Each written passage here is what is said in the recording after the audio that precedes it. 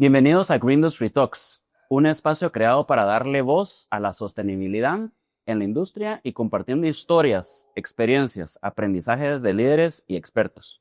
Mi nombre es Miguel Martini y si te gusta este tipo de contenido, no te olvides de suscribirte y compartirlo. Hoy nos acompaña un amigo, líder, que ha sabido combinar la visión empresarial con un fuerte compromiso por la transparencia y la sostenibilidad. Enrique Font es miembro de la Junta Directiva de la Cámara de Industria de Guatemala, también de la Gremial de Avicultores. Actualmente dirige Guateíntegra, un programa que impulsa la transparencia dentro del sector privado. Su liderazgo también se extiende más allá de Cámara de Industria, como miembro activo de la Asociación Nacional de Avicultores y de Guatemala Visible. En el ámbito empresarial, Enrique es gerente general del Grupo SIX, un conglomerado regional con operaciones en agroindustria y alimentos en varios países de Centroamérica. Es ingeniero en industrias alimentarias por el TEC de Monterrey, en México. Su trayectoria refleja una clara apuesta por modernizar la industria, fortalecer la institucionalidad y generar un impacto positivo en la región. En esta ocasión tuvimos la oportunidad de conversar con Enrique, quien nos compartió su experiencia de dos sectores clave para el desarrollo del país. Iniciamos con la historia de SICSA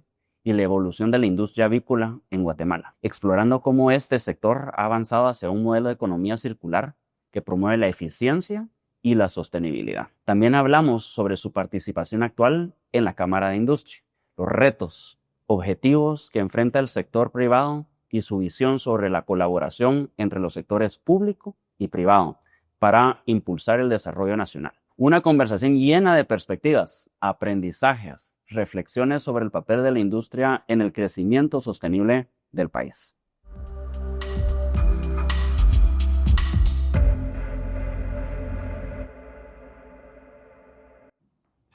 Kik, bienvenido aquí al programa, al podcast. Te agradezco enormemente, ¿verdad? Que hayas hecho tiempo para estar aquí conmigo y de verdad que tantos años de conocernos y ver desde SICSA hasta la cámara todo cómo ha sido vos creciendo y a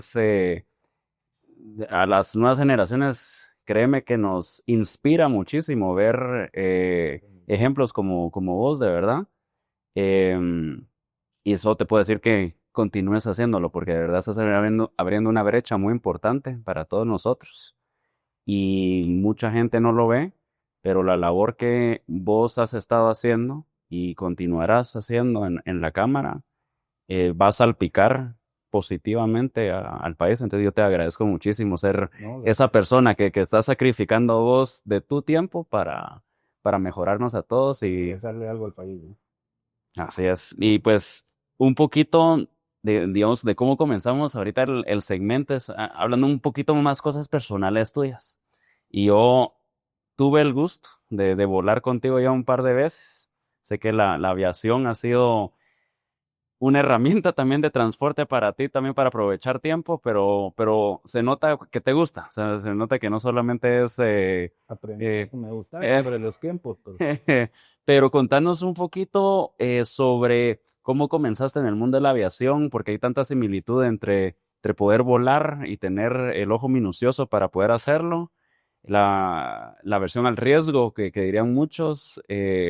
Contanos un poquito bueno, de cómo iniciaste. básicamente el aprendizaje un poco, porque mi papá siempre ha volado en avioneta. Y los tiempos para trasladar ese retablo donde está la operación principal, pues cada vez se fueron agudizando, cada vez era más complicado. Por ahí del 2009 saqué la licencia para volar avioneta y hace unos años de helicóptero. Eh, es un aprendizaje uno porque uno siempre tiene que planificar a dónde va. No Espontáneo. no es solo espontáneo, sino realmente existe un plan hacia dónde vas. Yo creo que eso es parte de lo que me ha enseñado la aviación. Y un prechequeo antes de volar. Ese prechequeo que tiene un checklist, es decir, ¿estamos listos o no estamos listos? ¿Es un go o no es un go? Y tener todas las herramientas necesarias en el caso de la aviación es que todo esté listo para poder efectuar el vuelo. Y ha sido un aprendizaje de que uno en la vida tiene que saber a dónde va y dos, prepararse para llegar a ese lugar, ¿no? Yo creo que eso me ha servido también tanto en el ámbito personal como en el laboral. Tengo batería, tengo... El combustible no tiene residuos de agua, otros residuos, los pistones, etcétera, pues que todo esté en orden y que no existan fugas de, de aceite o, ¿verdad? Los magnetos y que todo esté funcionando adecuadamente para poder volar. Pero el aprendizaje es un poco de saber hacia dónde uno va y si uno está preparado para poder ir. Y creo que me ha funcionado un poco en el ámbito tanto laboral como incluso en la cámara, ¿verdad? En la cámara aterrizamos con Raúl Cairol antes de que dejara la presidencia, pues insistimos en tratar de tener un plan estratégico para la cámara, que no había visto yo en 6 años que llevaba en la cámara. Yo creo que es importante tener un norte hacia dónde vamos a ir. Y ahorita en el plan de implementación que llevamos en estos meses es qué necesitamos para poder llegar a ese lugar, ¿verdad? Y tratar de reestructurar la cámara para que tenga los elementos necesarios para poder desarrollar ese plan estratégico. Excelente. Y sabes que yo también creo que entré a la cámara justo alrededor del mismo, en la misma época que tú lo hiciste, en otra gremial obviamente, pero yo sí viví, digamos, inclusive hasta la transición que tú hiciste con Raúl, que tuvimos el gusto de estar resolviendo algunos problemas juntos, pero yo le escribí a Raúl justamente cuando ya iba a ser el momento del switch y que una labor muy buena de la que se echaron en esa junta directiva y que sí se nota un antes y un después. Y creo que sienta las bases súper bien, que cómo se llama, siento una cámara mucho más potente, como tú decís, más preparada, sabiendo qué herramientas tiene y a dónde quiere ir. Y de verdad siento, de esa reunión que tuvimos con ustedes dos, ¿te recuerdas? Muy positiva. Y no solo se quedó lo que hablamos en la habitación, sino que al día siguiente ya estaba en un montón de Estamos en cosas. fases de implementación, Ajá. pero saber que la Cámara tiene 1.300 empresas socias, 52 gremiales formadas, hacía falta una interacción intergremiente, diría yo, interdepartamental dentro de la Cámara y se están llenando los espacios para que eso se dé, incluso formar algunos clústeres en el año entrante para poder potencializar la mayor riqueza que tiene la Cámara, que al final del día son las gremiales, ¿no? Son los gremios que están empujando lo que les duele. Hay que escuchar más a las gremiales y que sean protagonistas. Y las cervezas son como los hijos, básicamente, o sea, van creciendo y van madurando unas, y es una bonita dinámica, o sea, se van gremiales nuevas. Contrario a lo que muchos piensan, pues obviamente las empresas más grandes del país están dentro de Cámara, pero unos 1.300 socios, 85% de los socios son pequeña y mediana empresa, entonces tenemos una responsabilidad dentro de Cámara de cómo hacer que esas empresas pequeñas pasen a medianas y esas medianas pasen a grandes y ojalá en un futuro se puedan internacionalizar. De hecho, uno de los pilares, de los 5 pilares que definimos en el plan estratégico es la internacionalización, buscar cómo las empresas pueden salir a montar operaciones en otros países o atraer esas inversiones del exterior a Guatemala y ser facilitadores y mostrar lo que hemos hecho en la industria local para que se animen a venir a invertir en nuestro país. Excelente. Y yo te quería preguntar un poquito, eh, en paralelo, por ejemplo, con el desarrollo de la cámara, porque tú sos el primer avicultor que traemos aquí al podcast y que nos cuentes un poquito de cómo caíste en la industria avícola. Bueno, yo creo que una cosa fue llevando a la otra. Mi papá era agricultor de maíz y en algún momento fue proveedor de kilos de Centroamérica de maíz, tanto de lo que él sembraba como compraba y clasificaba el grano. Y el maíz quebrado, no apto de tamaño para Kellogg, pues se vendía a una operación de alimentos balanceados para animales y decidieron hacer una maquila. Entonces, padre hizo un contrato de maquila con una multinacional del 97 al 2003. Yo regresando del TEC de Monterrey, ingeniero en alimentos, empiezo a trabajar en Banco 1. Me estaba gustando la banca, el tema de créditos, aprendí mucho en temas financieros, estando en el banco. Que es una de las herramientas que al final te ayudó a planificarte para todo Y eso. bueno, en el año 2000 me fui a ayudar a mi papá. Tenía tenía deficiencia renal y iban a hacer un trasplante, así que decidí irlo a ayudar.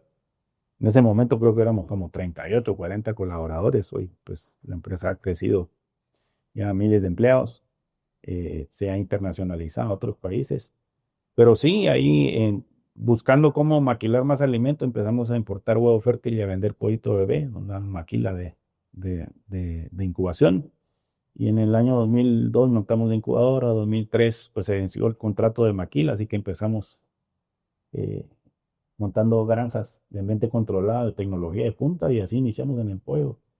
¿Con cuántos galpones comenzaste original? 5 túneles de ambiente controlado y eso nos da como para producir 12,000 pollitos, 12,000 pollos por semana Ok. en engorda.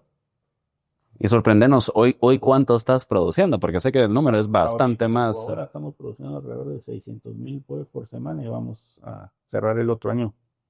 Y todo va bien, que en 800,000 pollos por semana. Luego crecimos también en poner nuestras propias reproductoras para producir nuestro huevo fértil en Guatemala y cerramos el ciclo poniendo una planta procesadora de pollos en el 2013. En el 2014 crecimos a Nicaragua poniendo reproductoras, luego vino en Nicaragua incubadoras, luego pusimos incubadoras y reproductoras en El Salvador y de último también en Costa Rica ingresamos con reproductoras. Hoy estamos operando en esos países y en vistas de ir creciendo conforme el mercado nos dé la oportunidad. Pero creo que uno de los enfoques que nos ha ayudado es, uno, no ver a la competencia como competencia. Yo siempre he dicho que más que competencia hacemos lo mismo con otros avicultores. Y la fuerza de poder crear gremios y entender que la competencia no es entre uno, sino la competencia es la deficiencia de puertos, las malas carreteras, el contrabando. Esa es la real competencia de una industria, cuando hay un enfoque de que sí podemos competir en el mercado, pero nos tenemos que unir como industria para poder generar o cruzar obstáculos que se van presentando, que son para toda la industria. Y el mercado, tengo entendido, por la expansión que ustedes están haciendo a Oriente, también, que, o sea, es un mercado que hay, el pastel es gigantesco para partírselo entre todos, y está creciendo. Obviamente se va saturando, pero bueno, y Guatemala pues tiene 0% de arancel con Estados Unidos, digamos, en la parte avícola entra como un 23% en mercado con piezas de carne negra o carne oscura, que es mi cuadril de Estados Unidos, pero competimos, ¿verdad? Competimos contra eso, o sea que sí es un mercado abierto, que se compite, y te repito, tal vez donde nos tenemos que unir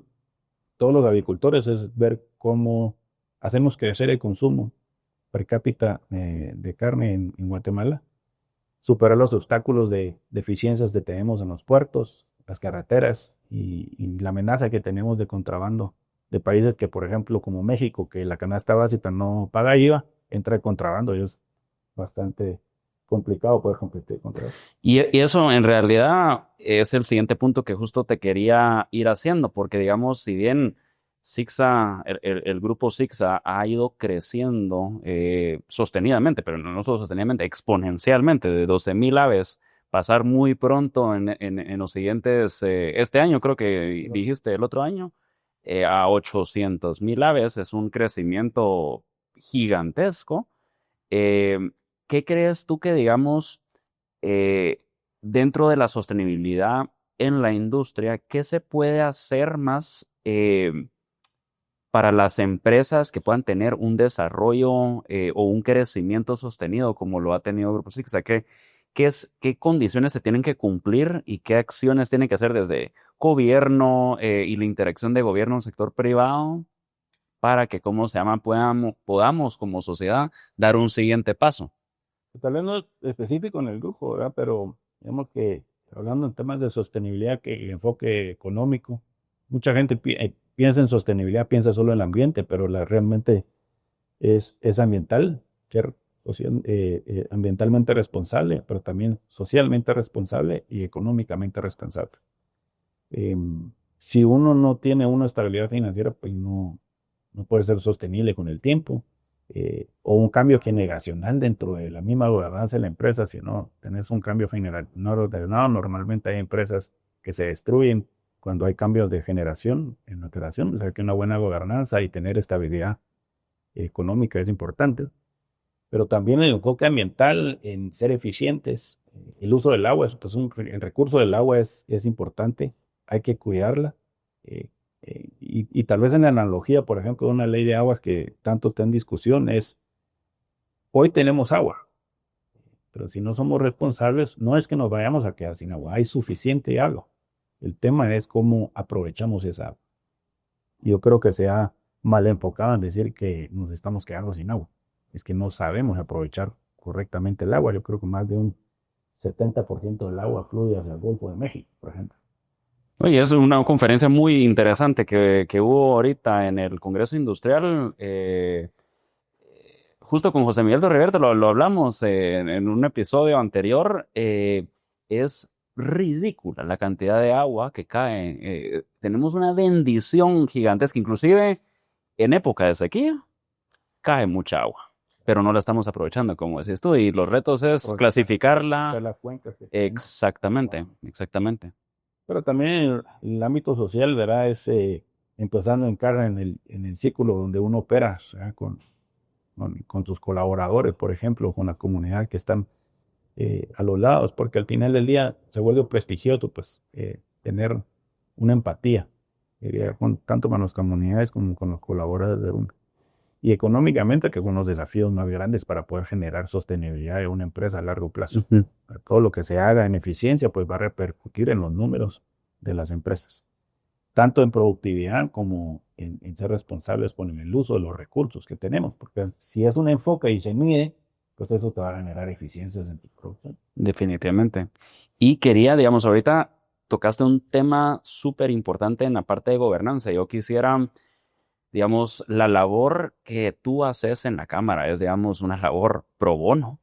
Eh, ¿Cómo te preparaste tú personalmente? Porque ahora el tiempo que tú estás invirtiendo para darle de vuelta al país, por ejemplo, representando a la parte industrial del sector privado, ¿cómo preparaste tú la gobernanza dentro del grupo SICSA para tú ahora poder atender, porque digamos tu tiempo es limitado, cómo lograste tú sentar las bases y contrataste al equipo necesario para poder como ya no estar metido tanto en el día a día como sé que tú estabas originalmente, que sé que vos estabas metido súper así, full de lleno en Grupo Sixa, ¿cómo ahora estás derivando un poquito tus tareas? Porque creo que eso es algo que la gente no conoce de que tú sos un empresario, tú tienes muchas responsabilidades y tú estás sacrificando e invirtiendo de tu tiempo para la cámara.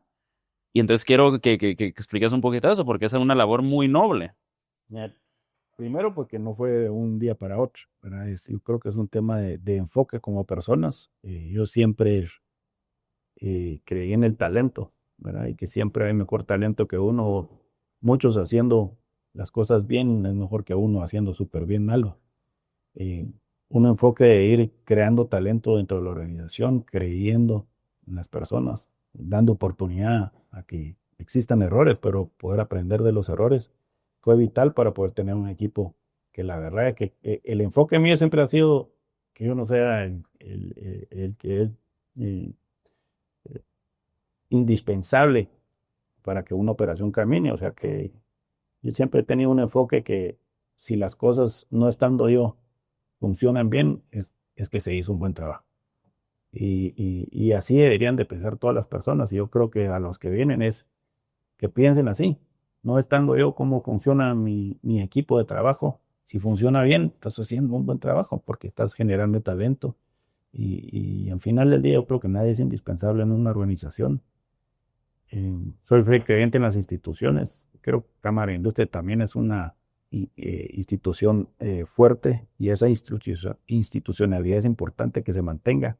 Y no es la persona que lo dirige, es las personas que conforman a la institución. Parte de esta reestructuración es, por ejemplo, ya de nuevo tenemos en Cámara de Industria un director ejecutivo que pasamos 4 años sin director ejecutivo. La presidencia se volvió muy ejecutiva y la inversión que metemos de tiempo a la institución es considerable.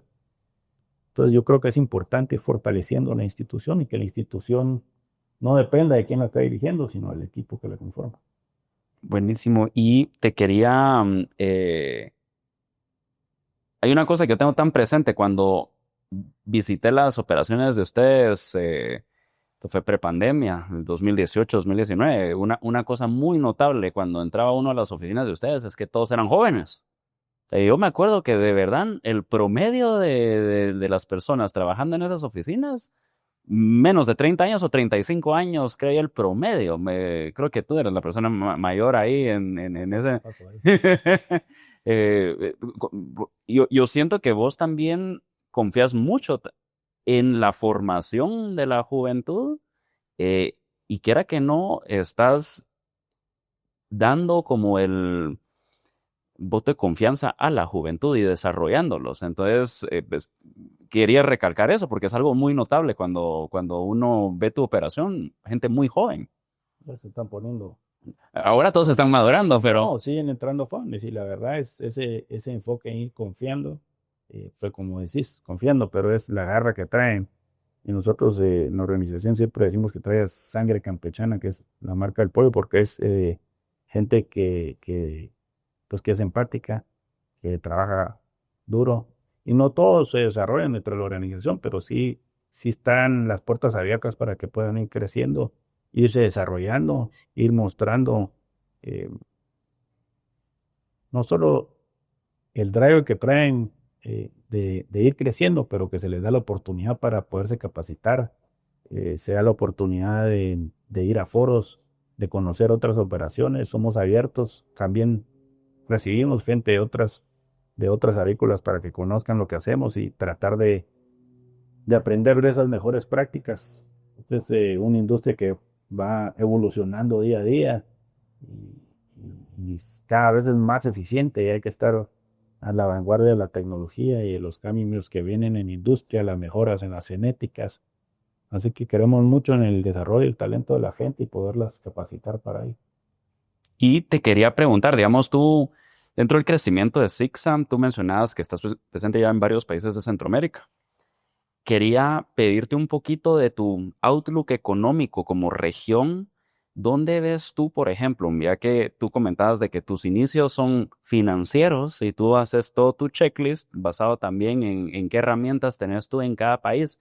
¿Qué país, por ejemplo, ahorita de la región crees tú que está dando las condiciones tal vez más óptimas para y que el mercado está creciendo? ¿Qué país ves tú más óptimo ahorita dentro de la región donde tú estás presente que vale la pena, por ejemplo, poder desarrollar más ahí?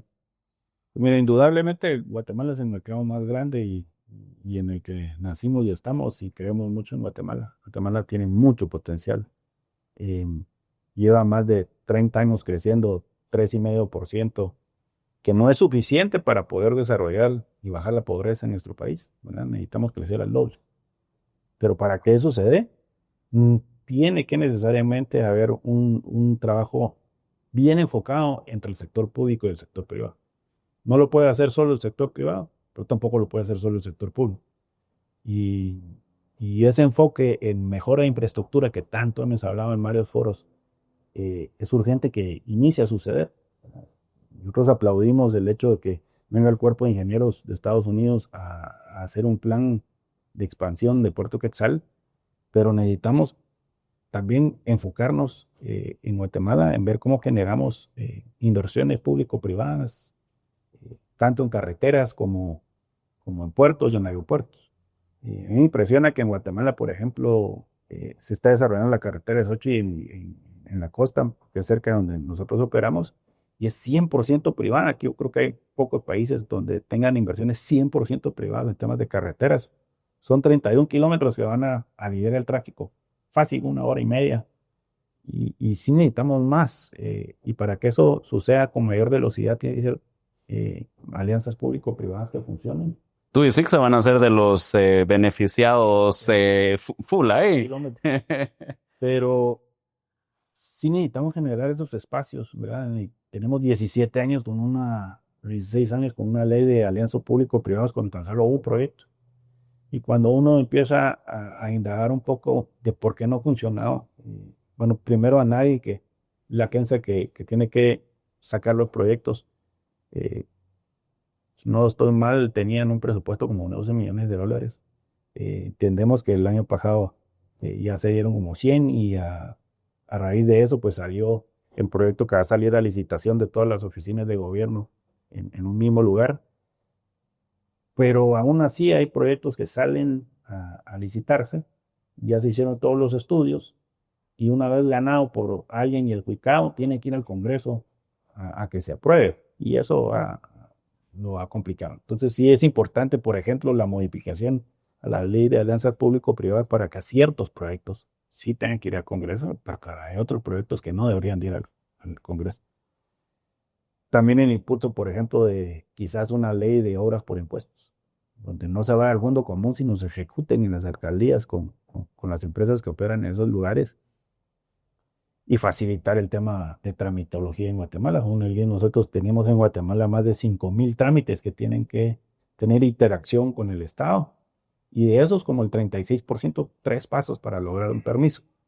Pues el tema de tramitología, sí es importante que lo reduzcamos y reduzcamos la burocracia que sucede en ella y la digitalización de los procesos. Y entiéndase, la digitación es en que profesionalicemos y digitalicemos las cosas y no pasar un Excel a un PDF. Excelente, pues mira, me gustaría hacer como bastante doble clic en la parte de, uno, digitalización en la facilitación de generar muchos de los trámites, porque si bien uno quiere que hayan leyes, pero que no sean leyes extremadamente burocráticas y tardadas para poder ejecutar, que se escriban cosas que den toda la certeza jurídica, pero que hagan un streamline o optimicen básicamente el flujo de trabajo o el flujo de la carga de trabajo entre sector privado y sector, digamos, entre el sector privado, aunque esté regulado por el sector público, por ejemplo. Entonces, ¿qué digamos en la parte de industria avícola, por ejemplo? ¿Qué ves tú que se necesita más? Aparte de, por ejemplo, lo que tú comentabas de fronteras más seguras, que es un enemigo invisible, pero obviamente visible, pero que se pueda mejorar para poder proteger estas industrias y no estar corriendo en círculos básicamente y no poder crecer efectivamente, porque tú comentas que si Guatemala ha estado, digamos, sostenidamente creciendo a un 3,5% anual desde inclusive un poquito antes del conflicto armado interno, pero no es suficiente para darnos ese levantón que necesitamos porque estamos nadando o remando encima de la tabla de surf y no nos hemos podido montar a la ola de industrialización necesaria, ¿verdad? Para poder tener ese crecimiento. Entonces, ¿qué requeriríamos nosotros, pensás tú, para llegar a ese 7 famoso por ciento que decimos que necesitamos para que no se diluya con lo que estamos creciendo? Oye, que el PIB puede crecer, pero per cápita se está diluyendo, pues estamos creciendo y mucho más y se está diluyendo eso y no estamos creciendo efectivamente. Digamos, el país crece 3,5%, pero en realidad estamos creciendo al 1,5% por persona. Entonces, ¿qué necesitamos? No podemos pedir de que haya control de población, pero ¿qué necesitamos para poder llegar a ese 7% para que una vez diluido con el crecimiento poblacional estemos creciendo? Indudablemente la infraestructura. Esto sí, y el Banco de Guatemala, que en distintos foros ha mencionado que con nueva infraestructura, seguro que seríamos alrededor del 7%. Pero yo recalco el tema de incerteza jurídica. Y certeza jurídica no solo tiene que ver,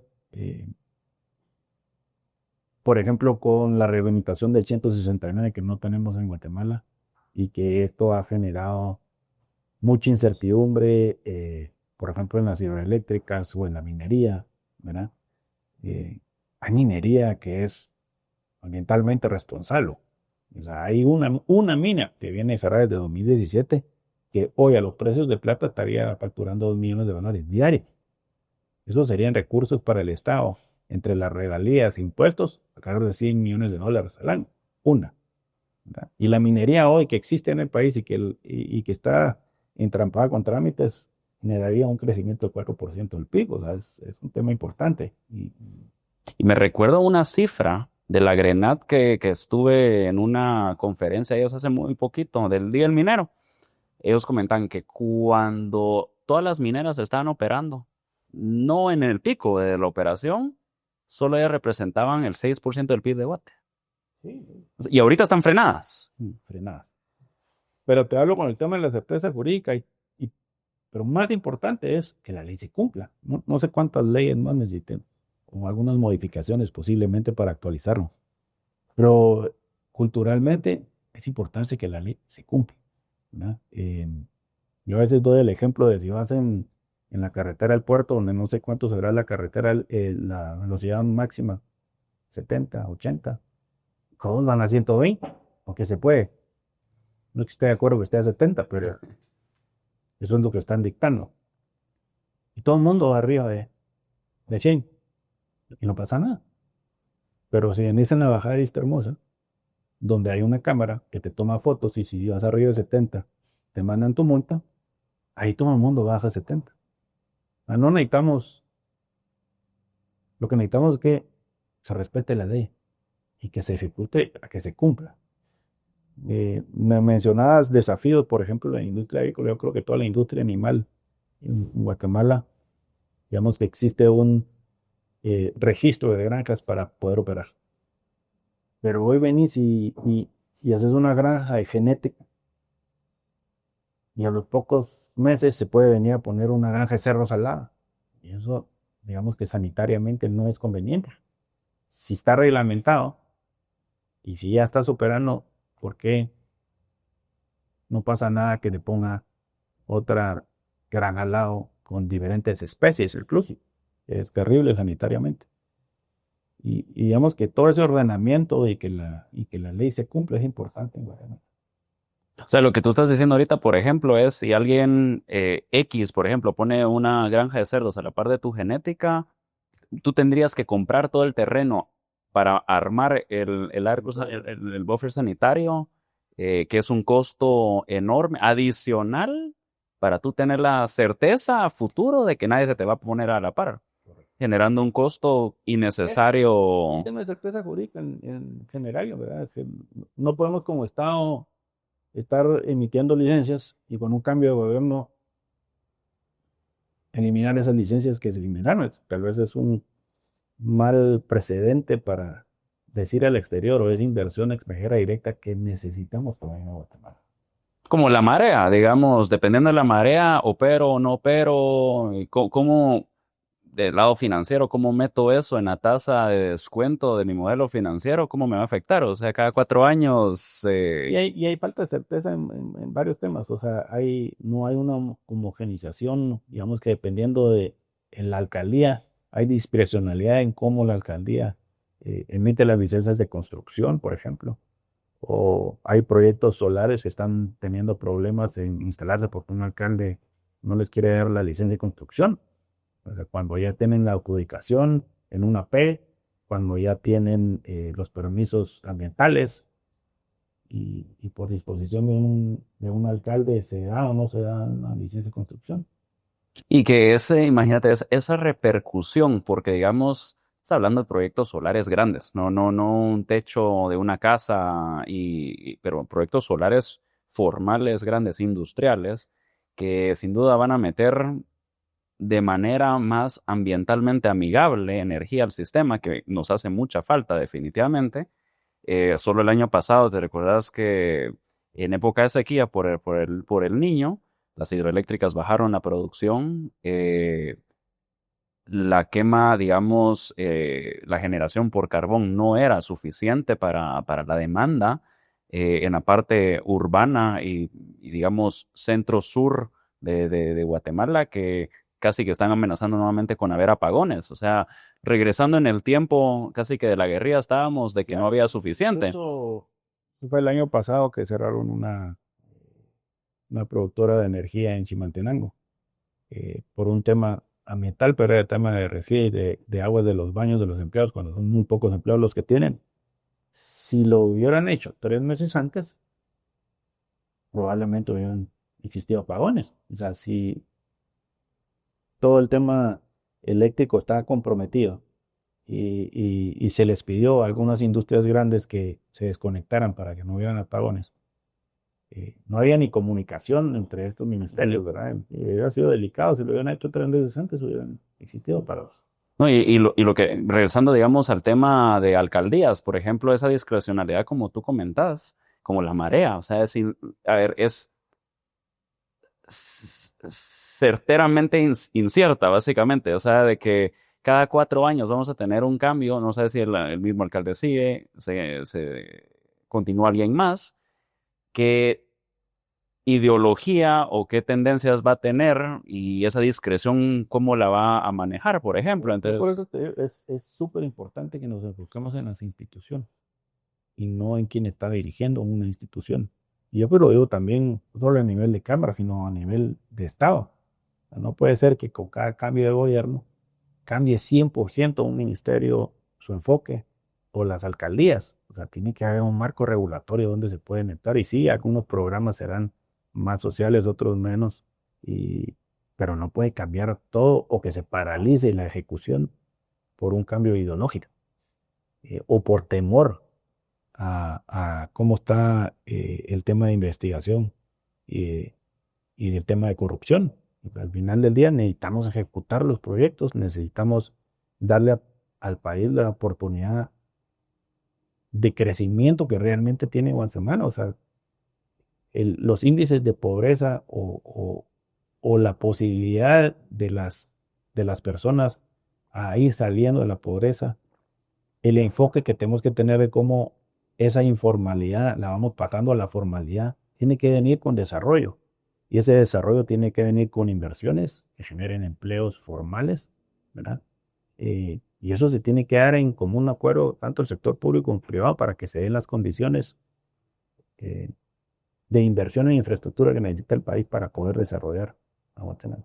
y mira, ahorita lo que comentas es algo muy importante porque creo que todos los empresarios estamos preocupados de los aumentos salariales.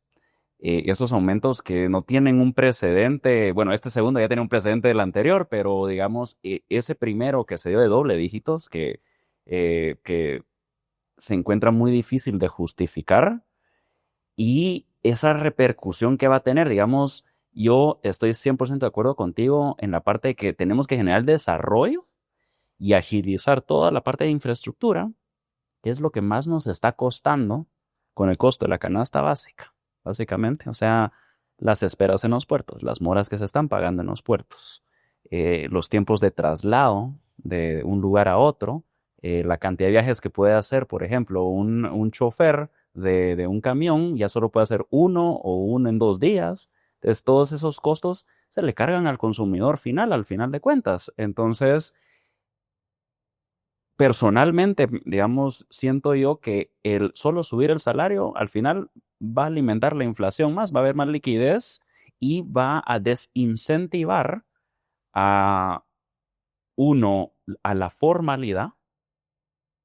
O sea, es decir, va a haber, siento yo, más informalidad en el sector privado y va a afectar tanto a las pymes. Primero, yo no creo que la decisión de un salario mínimo debería ser una decisión populista. Y a quien más le afecta subir un salario mínimo es a la pequeña y mediana empresa, a ese emprendedor. Y si vos miras estudios de afuera, en Guatemala lo que más anhelan hacer la población son emprendedores. O sea, realmente estás afectando a ese pequeño y mediano empresario que está luchando para poder cubrir ciertos gastos. Y lo más importante, creo yo, es que estamos dejando sin posibilidades el 70% de la economía informal a algún día tener seguro social. Pero realmente estás haciendo una medida populista que realmente está llegando a muy poca gente. Aunque algunos lo vean, qué bueno que subieron el sueldo, pero eso no se traduce a un gran beneficio de la deficiencia que tenemos en poder formalizar a toda esta economía informal y que hoy no tiene ni siquiera seguro social. El enfoque debe estar en la productividad del país y ver cómo somos más competitivos para que más empleos se vuelvan formales. Y eso tiene que ver con la productividad del empleo y con la competitividad del país. En general, las condiciones, otra vez en infraestructura, que tanto lo mencionamos, pero es que hay tanto déficit, o sea, y no es de este gobierno, pues llevamos más de No, sí, 30 años de eficiencia. Yo no me acuerdo cuál fue el último proyecto que hubo en Guatemala, pues, pero llevamos más de 30 años en no invertir de manera estratégica en nuestra infraestructura. Tenemos 2 océanos en Guatemala. Eh, podrían haber 5 puertos de cada lado. Necesitamos más puertos, necesitamos conectividad, necesitamos muchas cosas que generarían desarrollo y riqueza para todo el país. Y ponerle macroproyectos.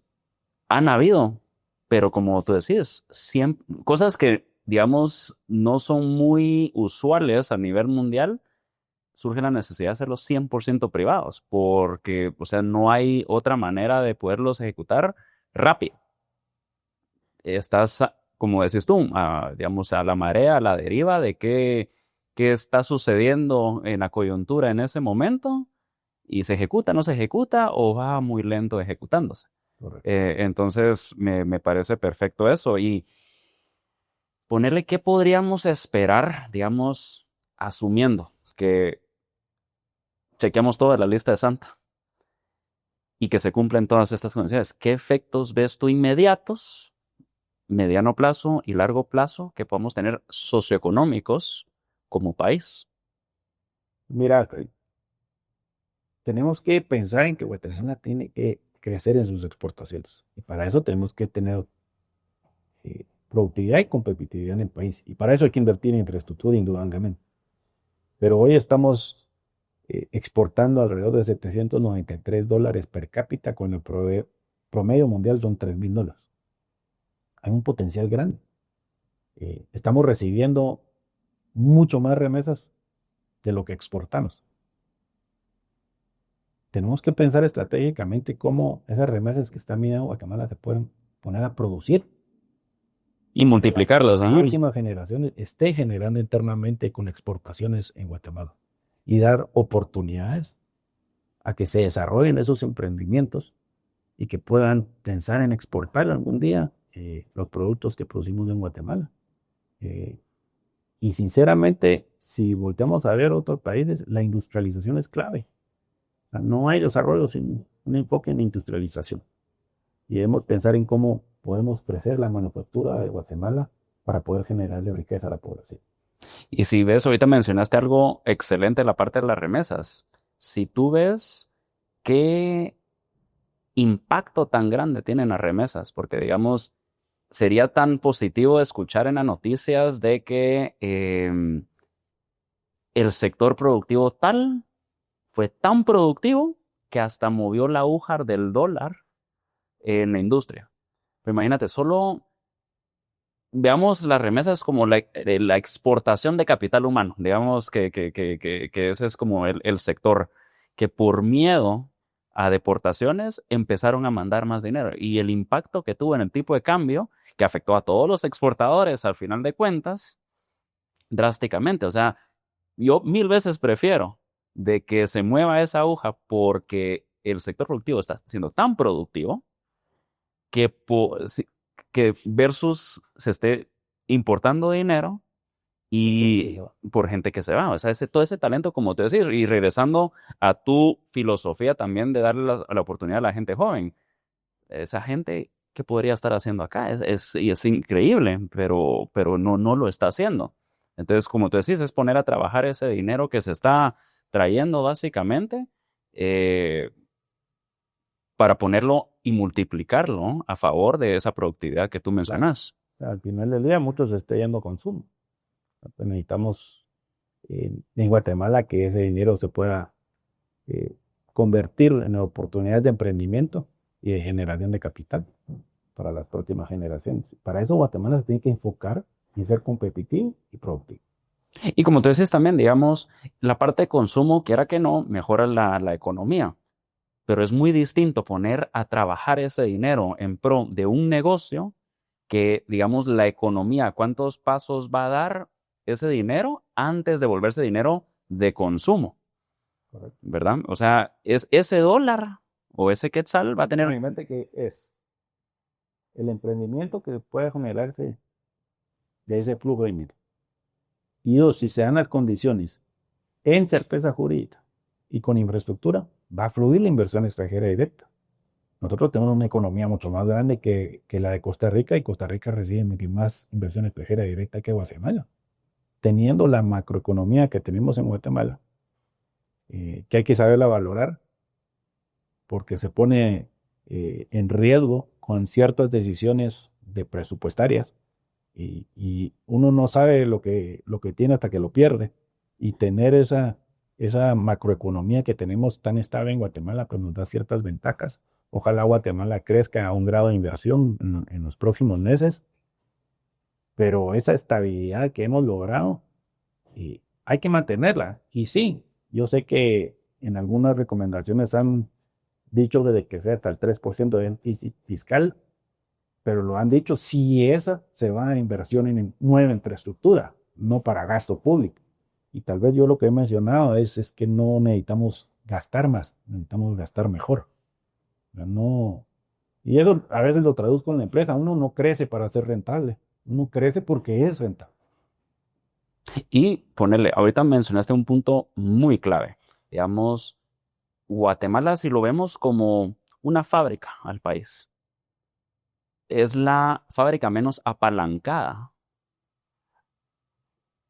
en este hemisferio, comparado a países de primer mundo. Que eso es bueno, pero del punto de vista empresarial, te pregunto, o sea, y financiero, ¿para ti el apalancamiento es negativo? Asumiendo, digamos, míralo como una fábrica, no me entiendo el sector privado, solamente como de punto de vista empresarial. Pero si tenemos la capacidad de invertirlo y que esa inversión retorne, Más que la tasa de interés. lo veo bien. Pero, por ejemplo, hoy tener 39.000 millones en caja de Banco de Guatemala, donde no genera intereses, y todavía sin endeudarse con tasas altas, consulto yo, ¿para qué? ¿Para qué? Ujú. Si hay un plan y que transparentemente nos digan el plan en qué se debe invertir ese dinero, pues veámoslo, pero tiene que verse en la ejecución. O sea, realmente endeudarnos para gastarlo en sueldos, no lo veo. Y, por ejemplo, el tema de educación. Ya se ha demostrado que subiendo el presupuesto no hemos mejorado la educación de nuestros niños. Si realmente es más dinero para mejorar, te digo, bueno, ok, pero no es lo que los números han mostrado. Entonces, el nivel de cómo es la calidad del gasto y que tenga índices de medición, por ejemplo, ¿estamos realmente educando mejor a los niños? Estamos de más recursos. Pero si no lo estamos logrando, algo estamos haciendo mal en ejecución. Y por él te hablo de otras alternativas y cambios de modelos, Ujú. como obras por impuestos, que han funcionado en Perú, por ejemplo. O, está bien, no lo quieren hacer, hagamos alianzas público-privadas, pero que se vea la ejecución y que dé los resultados en retornos de esa inversión. Porque yo estaría de acuerdo en endeudarnos si es inversión para que eso genere un repago a esa deuda, no para gastar.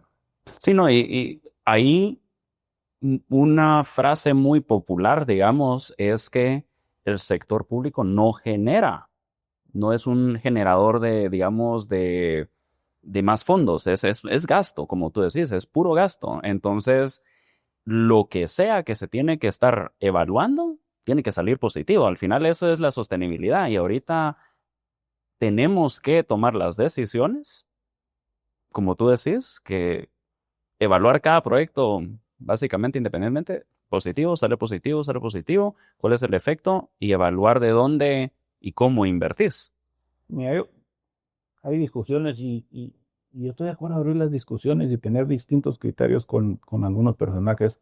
Hay gente que cree en un gobierno, en un estado grande. Yo personalmente creo en un estado pequeño y de paciente. Las cosas como discutimos que existan KPIs o índices de medición en qué funciona y qué no funciona cuando uno está derogando los fondos. Y no estoy haciendo a un lado la responsabilidad social e invertir en temas de responsabilidad social. pero la inversión que tiene que ir a generación de un desarrollo económico para que existan más fondos en el futuro, para que haya una fuente de repago a esa deuda, pues sí tenemos que sentarnos a ver cómo va a ser ese retorno. Y si el endeudamiento está viniendo a gastarnos en lo que no ha funcionado durante décadas, pues yo no creo que sea responsable. Y mira, hay un tema que ahorita, después de tu viaje, por ejemplo, a Ecuador, yo creo que está bien fresco ahorita en las noticias, por ejemplo, la idea de los subsidios. Eh, ¿Qué es, digamos, tu opinión sobre personal de, digamos, de los subsidios? Porque para mí, por ejemplo, los subsidios, no estás haciendo las cosas bien si necesitas generar muchos subsidios, básicamente. Y el hecho que la gente se pueda acostumbrar a dichos subsidios y después que se quiten porque ya no es rentable, o sea, no se puede cargar todo eso al Estado, digamos, la recaudación fiscal ya no va a cubrir ese subsidio. ¿Cuál es tu foco, digamos, y cómo evaluarías tú un subsidio en ese sentido? Creo que Guatemala es una economía bastante abierta, no con tantos subsidios. Bueno, en Ecuador ahorita que estuve sí me mencionaban el tema del combustible, pero Del lo que diésel, tengo que ajá. aclarar, lo que estaba pasando es que el mayor consumo de combustible estaba yéndose a las islas de Jalapa. O sea, simplemente estaban sacando combustible de Ecuador para darlo en otras regiones por el subsidio que da el Estado. O sea, todo lo, digamos,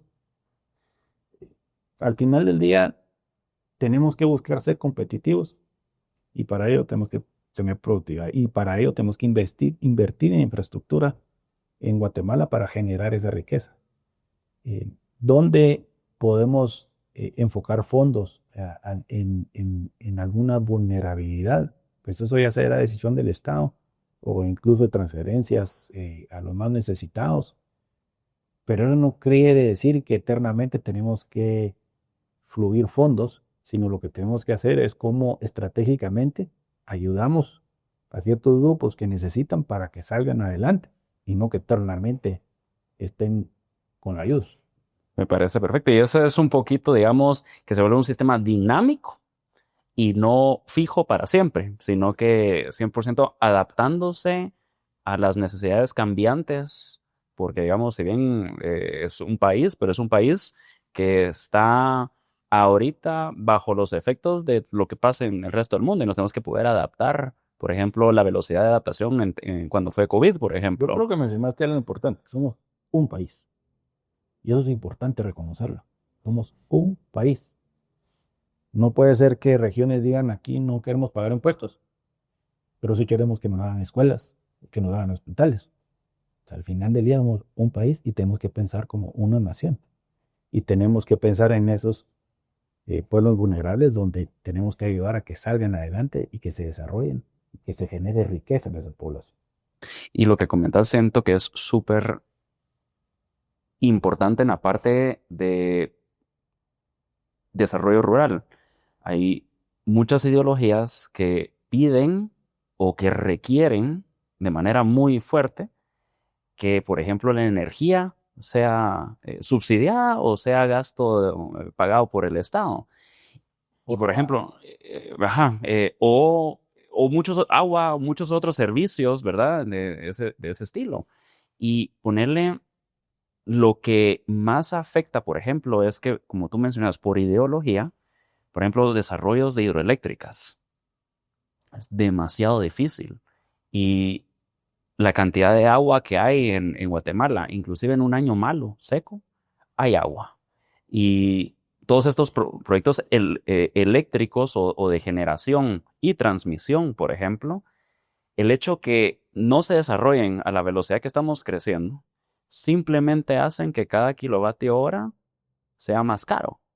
Entre transportar la energía lo más lejos posible entre tanto peaje, sube el kilovatio hora. Entonces, al final, las personas rurales más vulnerables paran pagando los pecados, básicamente, de personas que, como tú decías, gente que pueda dar más significado o más peso al pilar ambiental, están generándole un castigo a una persona que simplemente ahorita está tratando de sobrevivir. Ni siquiera se le ha dado la oportunidad para superarse y poder proyectarse y sacar adelante su familia y un pueblo pequeño. Entonces, siento que es súper importante mencionar eso, que necesitamos poder aumentar toda esa parte para, nuevamente, es pura microeconomía, poder bajar los costos que afectan la canasta básica al final de cuentas. Pues hablando de hidroeléctricas, Guatemala tiene tanto recurso hídrico que cuesta pensar cómo es un tema problemático. Y el hecho de decir que una hidroeléctrica consume agua versus que usa agua es irresponsable, ¿verdad? Sí, la hidroeléctrica usa agua, pero no la consume.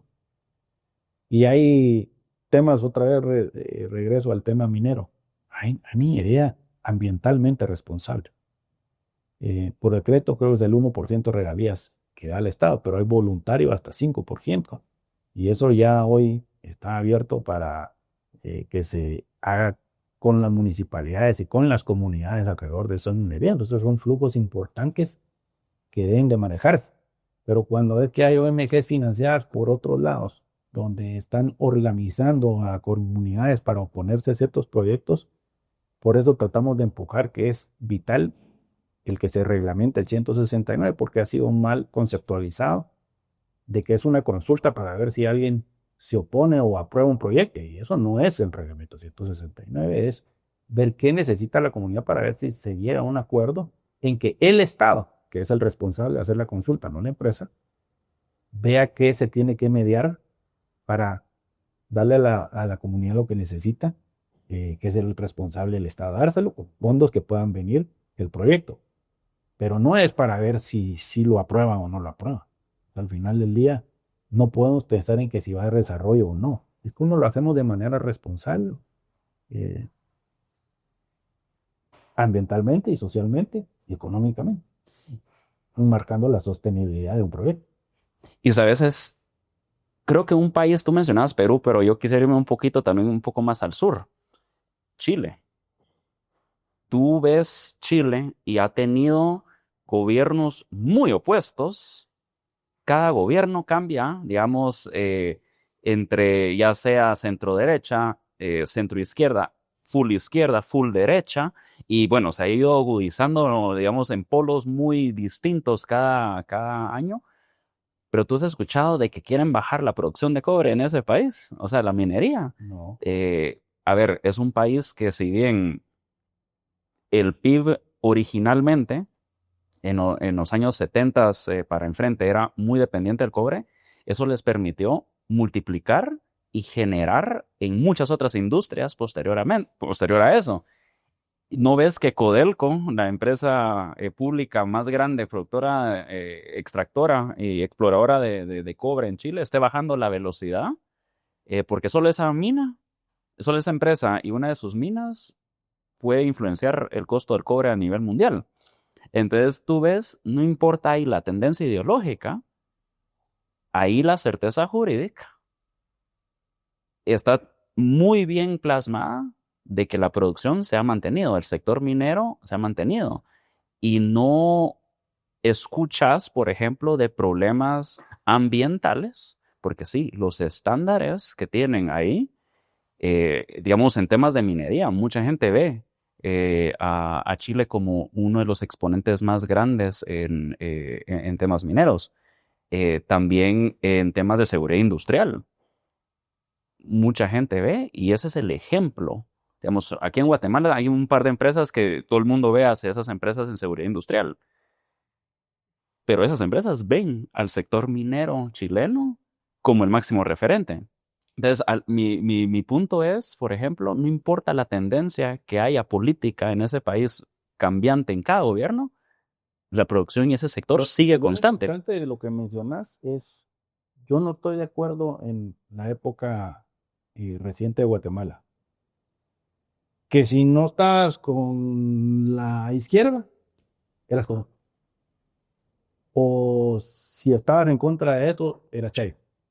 Ah, sabemos quienes queremos hacer bien las cosas, y no porque existió una derecha corrupta, No quiere decir que haya una izquierda no corrupta, también lo hay. O sea, al final del día hay buenos policías, malos policías, hay buenos empresarios, malos empresarios, hay buenos curas, malos curas, hay buenos políticos, malos políticos. Hay dos lados de la ficha, al final de cuentas. O sea, Yo creo que nos tenemos que enfocar en todos los que estamos en medio y no queremos ni una cosa ni la otra, sino queremos un bienestar de país. Y ese bienestar de país tiene que venir con manera responsable de hablar indistintamente, y el día que nos podamos sentar en la mesa a hablar es qué político del Estado necesitamos para generar desarrollo en Guatemala. Entre un marco que se respete indistintamente de quién esté gobernando el país. 100% de acuerdo con eso. 100% es poder ver y tener el dedo en el pulso del país de lo que miles, millones de familias necesitan para salir adelante. Es poner el bienestar de la gente adelante de, como tú decís, cualquier ideología. No, es simplemente velar por estas personas. Entonces, estoy 100% de acuerdo en ese sentido de que gente mala siempre va a haber. Es ponernos de acuerdo a las personas que quieren hacer una diferencia positiva y llegar a un consenso rápido y ejecutarlo. Porque ahorita estamos trabados, ahorita estamos, digamos, no estamos generando todos estos proyectos que se necesitan para mejorar. Ahorita simplemente nos estamos manteniendo, siento yo. No es mentira, o sea, digamos, toda la información que va en las redes y la destrucción de imagen que se genera. Yo muchas veces diría que los empresarios saben contar cuentos y no cuentos, y la contraparte sabe contar cuentos. Necesitamos mostrar lo que realmente hace el motor económico de Guatemala. Y te hablo del motor económico de Guatemala porque no es simplemente el sector privado organizado, es todo el motor económico. Desde las personas que siembran verduras en Almolonga, que son empresarios, hasta las grandes corporaciones. Tenemos que enfocarnos en la ruta del desarrollo del país y unir los esfuerzos para que no den una contranarrativa, como así ver un mapping de un futuro sin casi, no, o sea, distintamente la marca o no que pueda tener un sector privado organizado, ahí está de manera organizada, y tenemos tal vez que ampliar ese país para trabajar juntos para un bienestar de desarrollo del país. Pero no se puede aislar el motor económico de un país de las políticas públicas. Y cortar la comunicación. El momento que dejamos de comunicarnos es el momento que nos vamos todo a caos. Unir los esfuerzos para poder generar desarrollo para el bien de la nación, no de ciertos grupos o de ciertas personas, sino un bienestar común para toda la población. Si se genera desarrollo, va a salpicar riqueza, y eso se genera con empresas generando empleo. No hay otra forma. Y yo creo que, digamos, moviéndonos al segmento de la parte del pilar ambiental, por ejemplo, porque como tú comentas, digamos, por ideologías hay personas que le dan más foco a la parte ambiental, entre comillas, greenwashing, digamos, la industria. Entonces yo quisiera hacer un poquito digamos, de pasar este pilar y preguntarte más específico sobre la parte avícola. Digamos, tú comentaste que en SICSA en Guatemala ya cerraron el ciclo avícola por completo, desde la genética hasta el procesamiento, y cómo se autosostiene básicamente esta operación. En temas ambientales, por ejemplo, desde fincas, en las granjas, por ejemplo, y en los rastros, ¿cómo has logrado hacer una economía circular para mitigar, inclusive reutilizar muchas de las cosas que personas pensarían que es dañino para el medio ambiente? ¿Cómo has podido generar economías circulares en todas las diferentes etapas del negocio? En las granjas es un tema de compostaje, pero también nuestro enfoque, digamos, con un sello azul de el Centro Guatemalteco de Producción Más Limpia en el rastro, en la medición de cuánta agua se está usando por cada ave procesada, hasta la construcción de un rendering para poder volver a harina todas las vísceras no comestibles, las plumas y la sangre, que luego se usa para la industria de alimentos para animales de mascotas. Entonces, al final del día, no es que exista un desperdicio, hay una planta de tratamiento de agua también para las aguas residuales. Pero ese es el enfoque, te diría yo, a nivel de lo interno, pero es lo que hemos visto a nivel de Cámara de Industria, de las industrias responsables que han ido invirtiendo en mejorar sus procesos, en ser más eficientes y a ser ambientalmente responsables. Uno por cumplir la legislación, pero otro más allá de lo que dicta la legislación. Y a veces es frustrante uno ver cómo trata las aguas y luego ver más adelante cómo se vuelven a contaminar por, por, por falta de ejecución del Estado, incluso en plantas de tratamiento de aguas residuales de las comunidades. Em, yo creo que es por eso te digo un trabajo conjunto. No puede ser que la industria se le haya ido, em, ha existido una regulación que se tiene que cumplir y se ha ido postergando el tema de que la municipalidad tenga que cumplir. Y yo entiendo que las municipalidades no tengan los fondos para poder hacer las plantas de tratamientos y los sistemas de drenaje. Por eso te digo que es un tema de Estado, no solo municipal. Pero sí tenemos que tener un enfoque si lo queremos hacer para no contaminar las aguas, es que se tiene que trabajar en conjunto. Y aquí yo creo que va a ser bien chistoso eso, porque me imagino que tú escuchas este dicho en el sector avícola bastante, que vino primero el huevo o la gallina. Eh, Tú decís, hay muchas comunidades que dicen que no tienen los fondos, pero al mismo tiempo no se está generando ese desarrollo.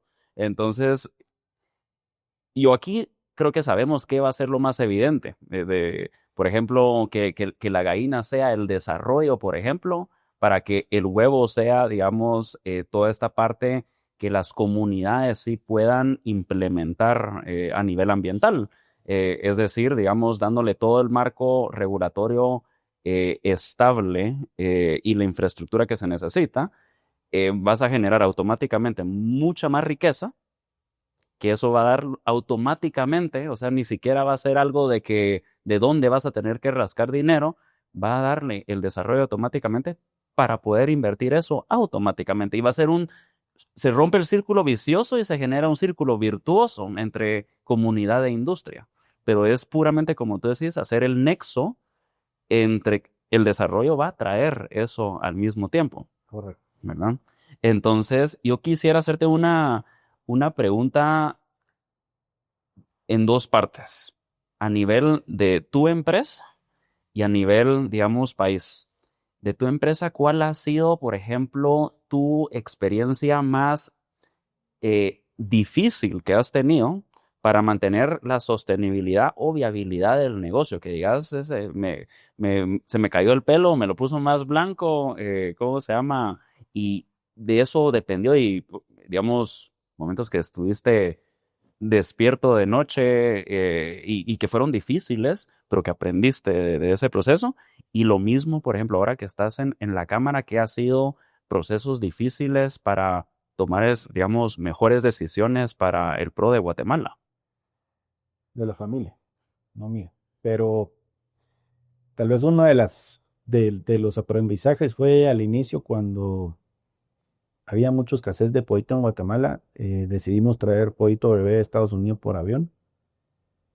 Entró al Express Aéreo a medianoche y por temas de tramitología y un vista que se fue a desayunar, paró saliendo el pollito como a las 9 de la mañana. Lo bajamos en un parqueo, 35,000 pollitos, a ver si le damos agua con platos de comida.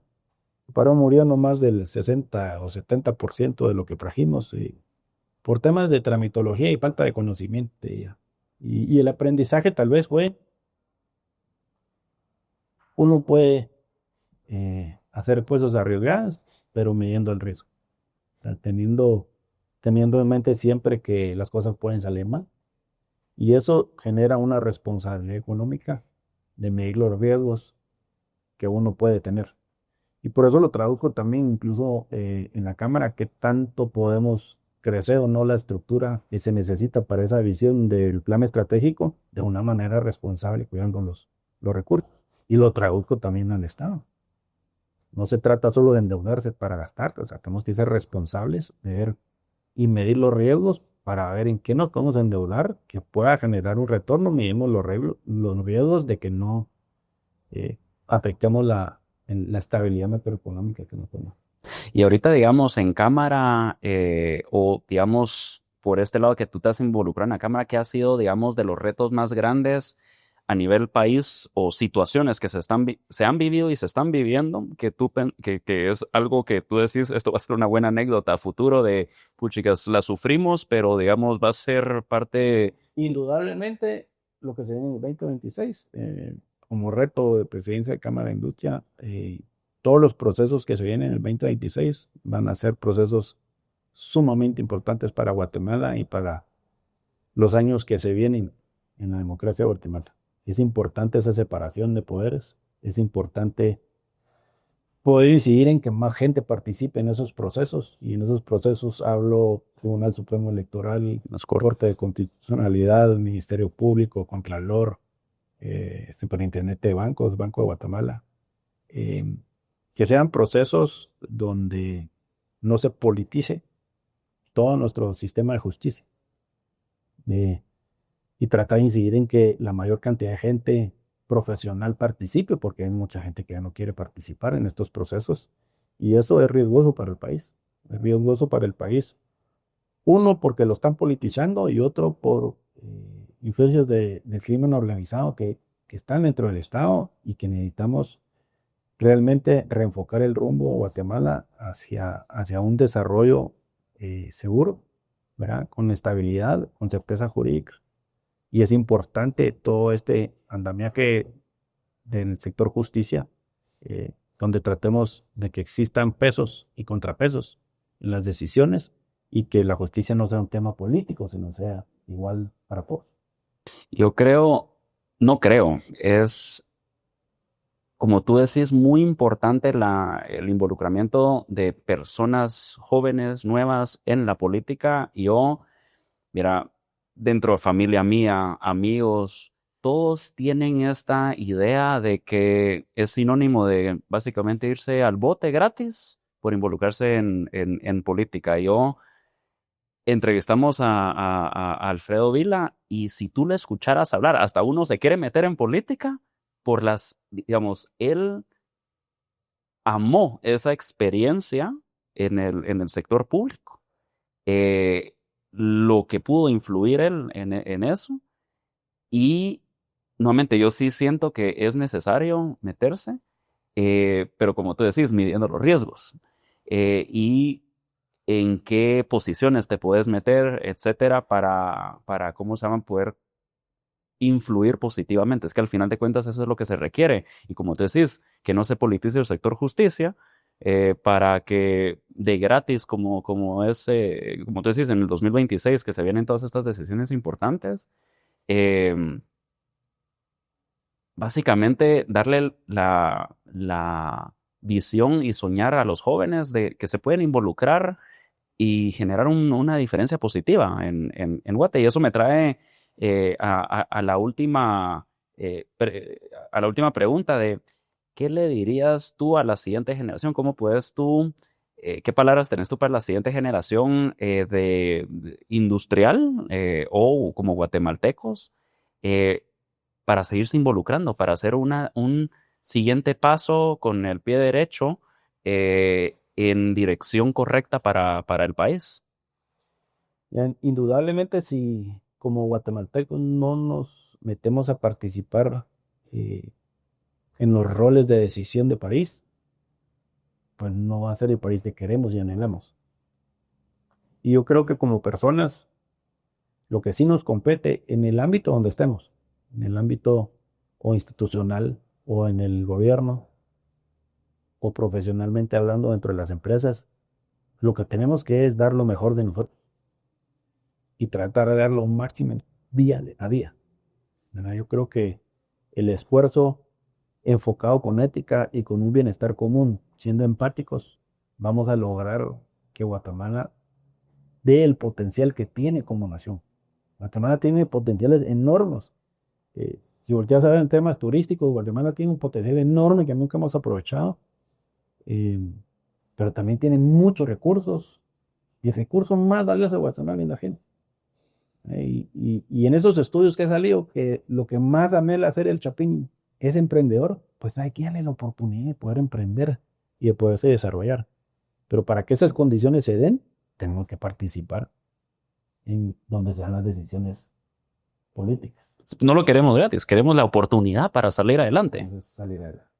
Me encanta eso. Entonces, yo quería, pues, agradecerte enormemente por estar acá. Tengo una pequeña dinámica, aparte de un obsequio que quisiéramos hacerte llegar. La dinámica es bien sencilla. Te voy a agarrar esta pala que está aquí atrás tuya y apunte pala.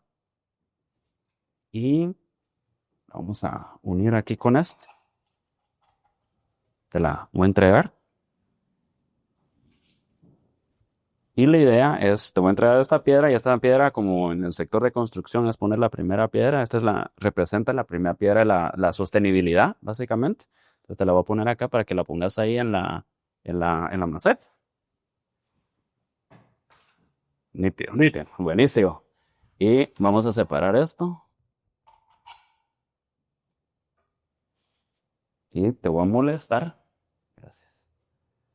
Acá para que pongas, si tú ves una palabra, 2 palabras inspiradoras y tu nombre.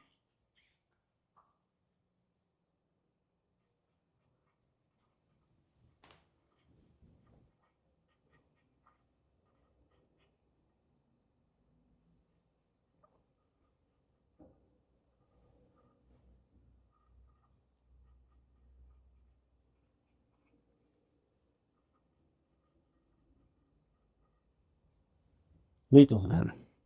Máximo esfuerzo siempre. Me encanta. Me encanta. Así que lo vamos a colgar acá. Ahorita te recibo el marcador. Perfecto. Y damos a gracias. Te voy a dejar aquí. Buenísimo. Y este es, para vos, este es Biotecture te otorga el presente reconocimiento a Enrique Font por su participación en la primera temporada de este podcast, y es compartiendo tu voz y visión y dejando huella en el camino hacia la sostenibilidad. Gracias, Enrique. Por supuesto, don Kike. Un gustazo. Un gusto.